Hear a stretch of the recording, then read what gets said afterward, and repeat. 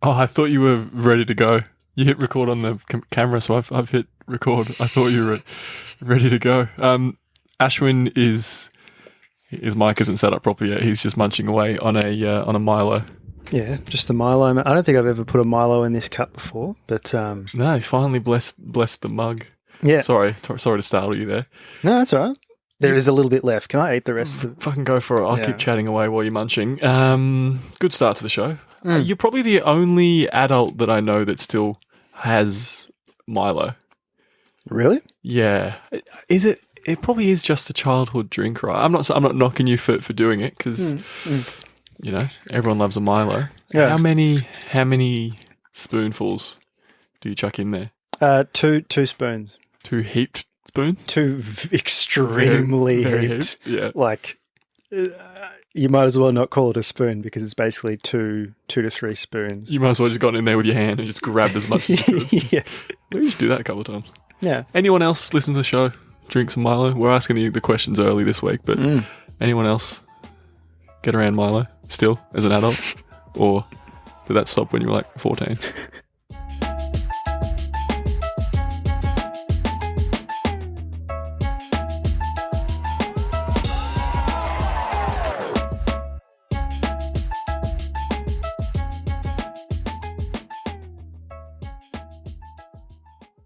Hello and welcome to another episode of Drinking Milo with your mates. That's it. That's how we do it. We'd talk the same amount of cricket as we do on this show, to be honest. Yep. Probably talk more. The same level of analysis. Yep.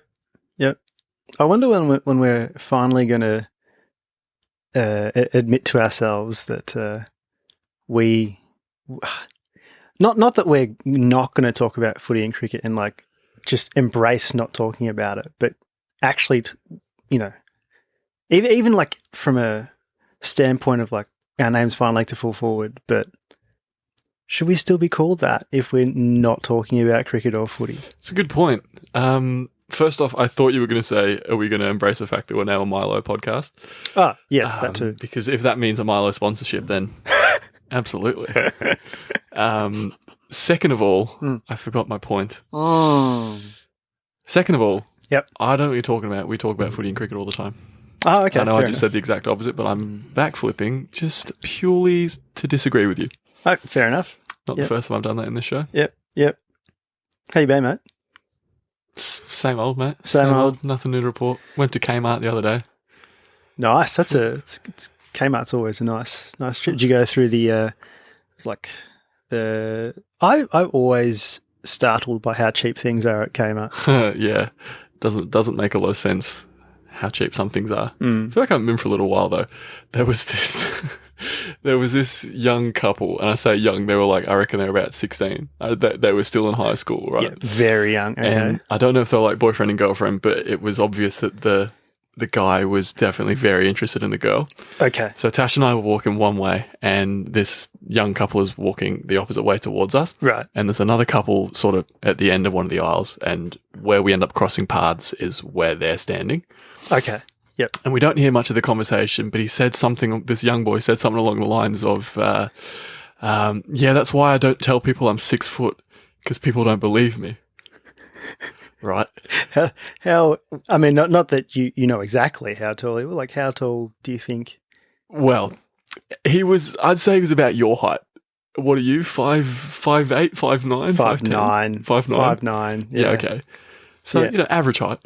Yeah, Not knocking you for your height. Yeah, You've got plenty of other redeemable qualities. Thanks, mate.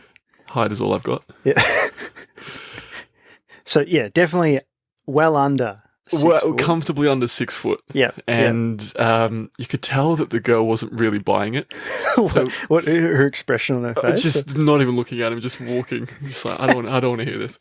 Because she was going to work. It was like he was walking her into work. She works at Kmart. Like dropping her off or something. Yeah, okay. trying to be all romantic and stuff. Yeah. And they've kind of walked past, and I've processed what I've just heard. Yep. And I feel bad for doing this, but I thought it was pretty funny at the time. And I feel bad for stitching up like a 16-year-old kid. Yeah. I just turned around and went, "You're not 6 foot, bro. You're not 6 foot." You called him out. Called him out in front of the girl he's trying to impress. the opposite of wingmaned him. Yeah, wow. And the other guy, he was a similar height to me. He thought the same thing because I looked at him. He had a puzzled look on his face. And I fully turned around and go, "You're not 6 foot, bro." Wait. So you initiated eye contact with this other person? Yeah. Like you don't know this guy at all. Yeah. You both overheard him. Yeah. You look at each other. Yeah. You give each other a look. Yeah, we just go, "Nah, we can't let this slide." Right. And then you say it. Yeah. And what is Well, he starts laughing. We keep walking. I'm laughing. And the annoying part is, as soon as we get sort of round the corner and it's just happened, I then remembered the power move from the Hamish and Andy podcast. Which one? About where they were talking about people claiming to be 6 foot that aren't 6 foot, and then entering the conversation being like, "Oh, really? Because I'm 5'11". I was like, literally, like less than 10 seconds after I had that interaction, like, fuck, that would have been so much better. You should have done that. Yeah. Oh, jeez, that's fun. But nah, bit of fun in Kmart.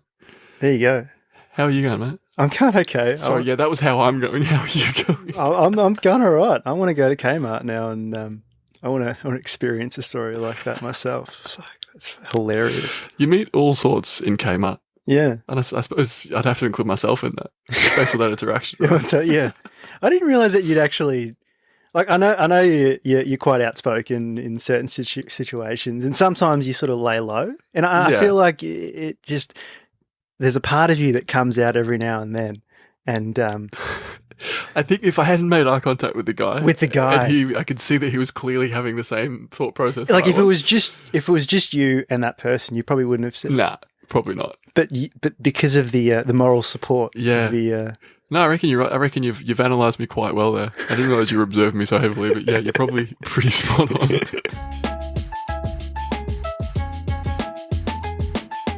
Alrighty, so running it back for another week. I think it's fair to say that last week's episode, we may or may not have given the English cricket team a bit of shit.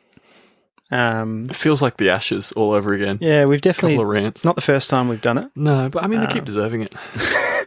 Well, I mean, it's fair to say that the defending ODI World Cup champions, it kind of feels weird to say, but I haven't been able to quite defend this World Cup. I heard they were cancelling this World Cup and just giving it to the previous champions.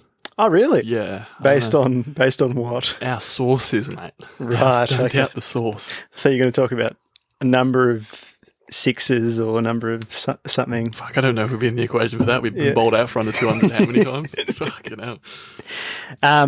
Look, it hasn't been great for the sport of cricket in England. I think it's fair to say, this display at this World Cup. But for Run It Back this week, we're sort of going to take a step back, all right? We're going to think about something that's, I feel like it's brought up here and there and then forgotten about. But cricket was invented in England, right? Yeah. I mean, allegedly. Allegedly. It's credited with being invented there. Correct. Much like many other sports, heaps of famous sports that pretty much everyone plays worldwide were all credited as being invented. Allegedly in England. Now, unfortunately, inventing something in inverted commas doesn't necessarily mean that you'll always be great at it. So what we're going to do this week for Run It Back is we're going to go through a bunch of sports that were allegedly invented in England. And basically we're going to see if we can come up with different ways to give the English an extra edge over the rest of the world, a bit of an advantage. Right. So we're kind of, there's been a bit of shit talking last episode and previous episodes in the past. Yes. We're kind of helping them out a little bit now. Is that what we're saying? Correct. I mean, out of pity. Well, I don't know about. I mean, I'll take it. Speaking on behalf of all English people, I'm happy to take it. Once again, the spokesman. That is fine. Yeah. I mean, I'm an accurate representation of an Englishman, right? Of an Englishman, yeah. Pasty. Terrible hairline. My teeth aren't too bad, though, I don't think. I didn't realise that was a thing. Yeah. Yeah, right. You clearly didn't watch enough Simpsons when you were a kid.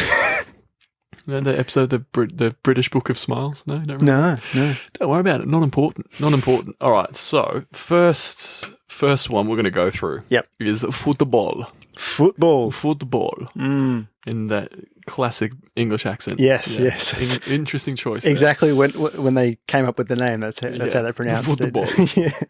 Yeah. But I mean, it's kind of what we've been saying. Like, you know, you keep in mind that pretty much every country in the world has been playing football for thousands of years in some way, shape, or form. Yeah. Like the Aztecs played it, didn't they? Yeah. I think ancient Persia, China, it's been around. It's been around. But I mean, it became official in England in 1863. I think that was the creation of the EFA. The league. I think so. Football Association. Yeah. Speaking of football, yes. Lionel Messi, he just won his 8th Ballon d'Or. Yeah. Is that a record? Yeah. I mean, he already had the record. Well, how much is Cristiano Ronaldo? 5. Okay. Wasn't even nominated this year. Wow. Wasn't even nominated. First time since 2003 that he wasn't nominated. Yeah. Now, football. We're going through sports. We've said that, right? Yep. What we haven't really said is what we're going to help England out by associating British stereotypes, English stereotypes, right? Yeah, that's how we get that. Did you say that, or did I not listen? I don't think I actually said how we were going to help. I just said we are going to help. Oh, okay. So should I have not said that? No. That's I should have said that before. Right. No, that's okay. Thanks for clearing that up. Yeah. So we're used to fans queuing up to get tickets to enter the stadium, and players rocking up on a team bus and heading straight through. Yep. But I have heard, and I can confirm this because again I am the spokesman. Yeah. Us Brits pride ourselves on queuing. Right. It's a sense of order and respect. So civilized. Yeah. Yes. Yeah. Anyone who's actually been anywhere near the north of England will know that's not the case. That's all right. Don't worry about it. So what am I saying? I think instead of players getting off the team bus and heading straight through, right? Yep. I reckon that both teams get off the bus and they have to queue outside the stadium. Oh, to get in. Yeah. Just with the fans. Yeah. I reckon that'd give England an advantage. Right. Yeah, because they've certainly mentally. Yeah. Just they pride themselves on queues. Yeah. And everything. So if they have to queue up and the opposition team have to queue up as well, you would think it's coming home. Yep. Yeah. Yep. That's the only change that they need. And off they go. Well, yeah, I mean, it's not the worst shout. The semi-final and final, the World Cup and the Euros. Good times. Nah, roasting England. All right, moving on. I've got the next sport here that was invented, allegedly. By England. Field hockey. In 1860, apparently. Now, some of these dates may be there or thereabouts. I think some of them are sort of when the league was formed. Some of them were when rules were written. And seems pretty official to me. Yeah. So, again, keep in mind that forms of hockey have been played in places like Egypt and Ethiopia for thousands of years. Countries beginning with A. Big in those countries. Yeah, and England. And there you go. So, in 1860, it became known as hockey, I think. Football. Hockey. So this game actually used to be a game of two halves, hockey. Right. And in 2018, it was then further split into 4 quarters. So didn't know that. Yeah, neither. I learnt this. I know very little about hockey. Yes. But so I've noticed this, and I think a way to help England out would be just you've split it up from, 2 halves to 4 quarters. Just have a nice tea break at quarter time, half time, 3/4 time. Make it mandatory that it has to be tea. A mandatory tea break at quarter time, half time, 3/4 time. And I reckon that's enough for a lift. It's like you can't get back out onto the field until you finish your tea. Until you finish your tea. Yeah. I reckon they've done it for a reason. I reckon they've gone from 2 halves to 4 quarters purely so they can get more breaks in. And if you can have 3 cups of tea as opposed to 1 cup of tea, I reckon that's the difference. We love a stereotype. It's okay. I'm English. Right? Is that? Yeah, I think that's one. What's your record again? I feel like we've spoken about this. What's your record for the most number of teas that you've had in a day? 7. That is insane. Yeah, got the shakes. That is insane. Yeah, I got 2 separate occasions. 7. Couldn't get past 7. Lockdown was fun. Yep. Yeah. Yep. Yeah. Plenty to do in those days. I'm going to move on to the next sport that England allegedly invented. Yep. It is the sport of badminton. Yes. Or badminton. Yes.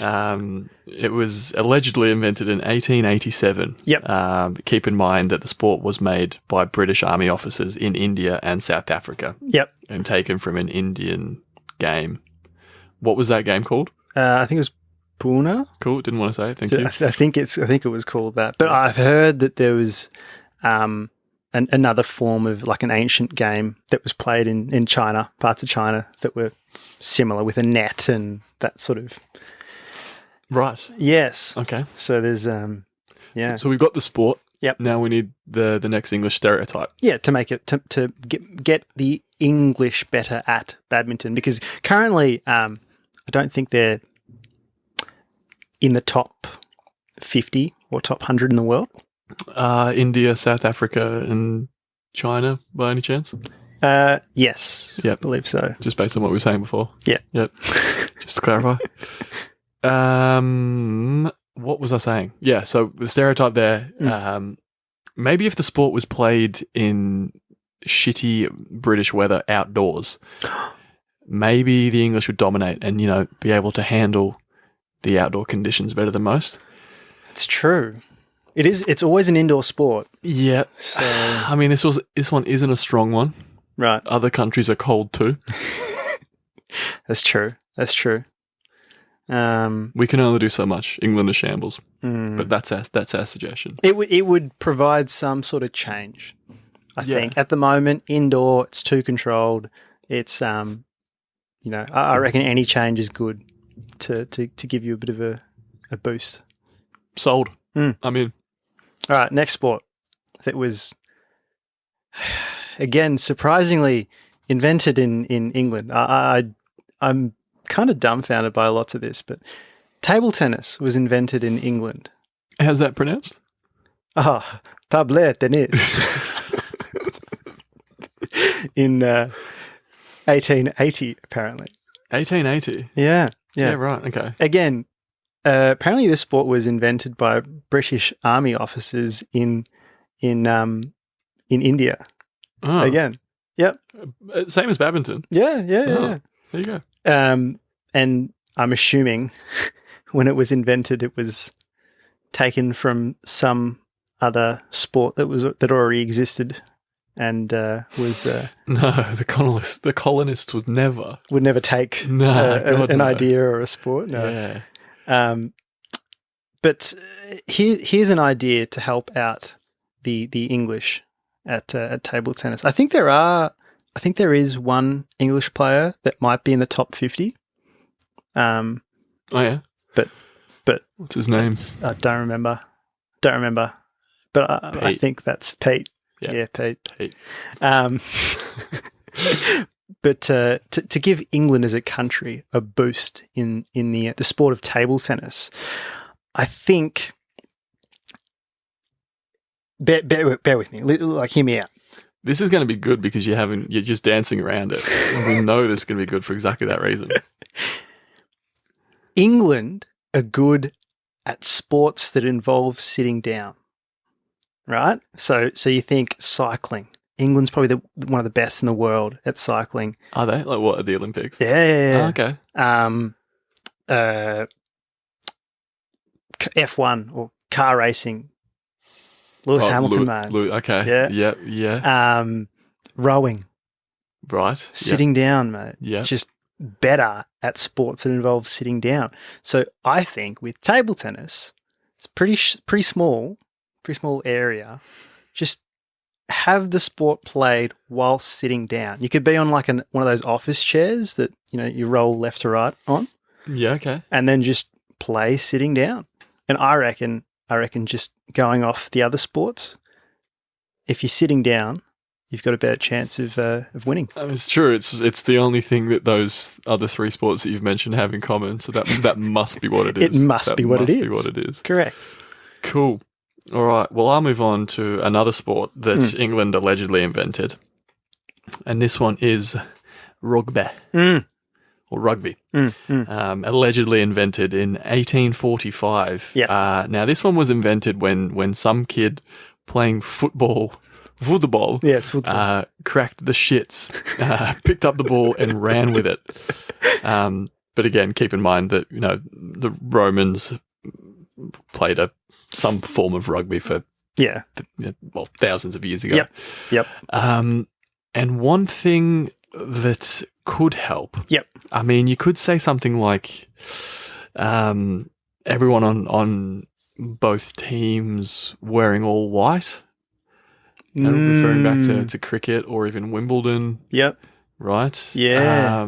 Yep. But I mean, the very essence of rugby being invented by a kid cracking the shits, which we know that's confirmed, right? That's 100% true. It's credited as on like lots of different sites as I forget the kid's name, some 16-year-old kid that was like rugby. Yeah, I think it was William or something. And he literally like picked up the soccer ball and like ran with it. The football. The football. The football. And ran with it.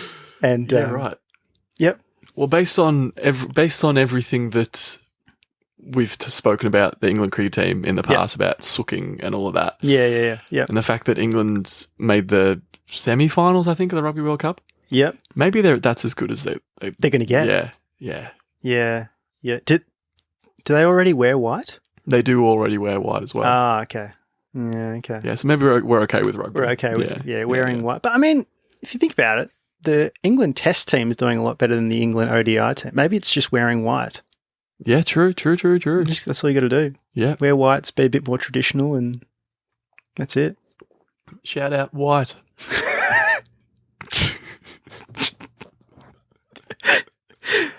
Last sport that was allegedly invented in England, tennis. Tennis. Yeah, tennis, yeah. Right. Was this invented before or after table tennis? Before, apparently. Well, that's a relief. So we've got 1859 here as a date. Again, okay. I'm not going to confirm nor deny these dates. No, this is the official sport history with Ashwin Ravindran. Yep.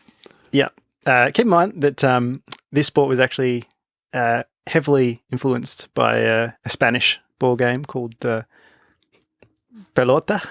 I don't know how to pronounce that. And I wouldn't be trying accents like that, mate. Yeah. But, there's been a lot of talk in England about inventing tennis, allegedly, but then not really having many players that can stand up and win tournaments like Wimbledon. Yep. Been a lot of talk about that. So That's true. I mean, Andy Murray, Yep. when he wins, he's well. Does he still play? I don't know if he's right. I think he came back. I didn't realize, but he came back. Yeah. Okay. Well, when he was towards the top, when he won, he was British. Yes. When he lost, he was Scottish. Yes. Yep. So, our advice, or something that could help England out in tennis, I think there should be some royal funding for grassroots. Royal funding. Yeah, grassroots tennis, right? And when I say that, I mean, so you take money from the royal family. I'm in. You've made the sale. Stop selling. Shut up and take my money. Shut up and take the royal family's money. So you take money from the royal family and then you put it towards grassroots tennis. And when I say grassroots tennis, it's not junior tennis. It's building more grass courts Ah, clever. in England because you gotta get your juniors playing on grass courts if your home tournament is on grass, because most courts are asphalt. So you gotta think about the future like that. Yeah, I mean it's a good point. But aren't there's players from all over the world that have like that are better on a particular surface. Like Rafa Nadal, isn't he like one of the king best of like clay? Clay, yeah. So I get what you're saying. And Federer was always better at Wimbledon. Yeah. But if you've got more grass courts in England, Yeah. you've got more juniors that are playing on it, and you probably get more of them that are better at it as well. So I reckon to get a true advantage, just take money from the royal family and Done. And away you go. Done. Yeah, so there are some sports that England definitely 100% invented. There is no denying that at all. Mm-hmm. And out of pity for how shit they've been in the World Cup, we've helped them improve at some of the other sports they've invented. Why are they so shit? Look,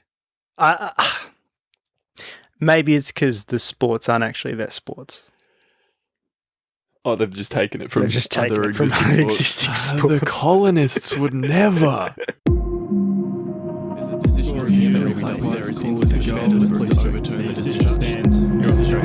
Umpire's call. So, back again with this. Our definitive closing statements. Do we like umpire's call in the comments? Yeah, I don't think we've ever asked that. That's not my umpire's call. That was just... Yeah, do we actually? Yeah. It's a question, it's not a statement. Okay, so my closing statement for today is going to go back on everything I've said. Look, last episode, your umpire's call was nothing to do with the episode itself. So, I mean, if anything, we're improving. Yeah. So my umpire's call for today is England really aren't that bad at sport as a country. Okay. Is this the pitying continuing there? No, I genuinely don't think England are that bad at sport. Like overall, and the main reason being, I had a look at the overall like Olympic medals tally, and the Olympics have so many different sports, and obviously you've got athletics, swimming, blah blah blah, but you have all these team sports in the Olympics as well. And overall, England is third on the list behind The USA and China? the USA and I think it was the Soviet Union before they became Russia and stuff. That's yeah. So like, I mean, that's the overall leaderboard of all the Olympics that have happened. But if you're up there, that's pretty damn good. And I think overall, it's not that bad at all. It's just the I don't know if it's something about the British media as well. Yeah. Emphasize things in that way if there's bad performances. But yeah, really not that bad, mate. I'm on board with that. Mm-hmm. You can consider all the medal tallies that you just mentioned. You consider the 2010-11 Ashes series. I mean, pretty good at sport. Yep. Won the 2019 Cricket World Cup. Yep. And the T20 World Cup, whenever that was. A couple of years after that, I think. I know sports, we do cricket. My umpire's call for this week. England are the reason that England are such a meme. Right. Their attitude, I mean, we've spoken about it before, the amount that they suck. There needs to be such a fucking attitude shift. Are you talking about the cricket team, or are you talking about all sports? You're talking about cricket team? I guess I'm talking cricket mostly. We're a cricket podcast. Yeah. But I mean, the football team is memed a bit as well.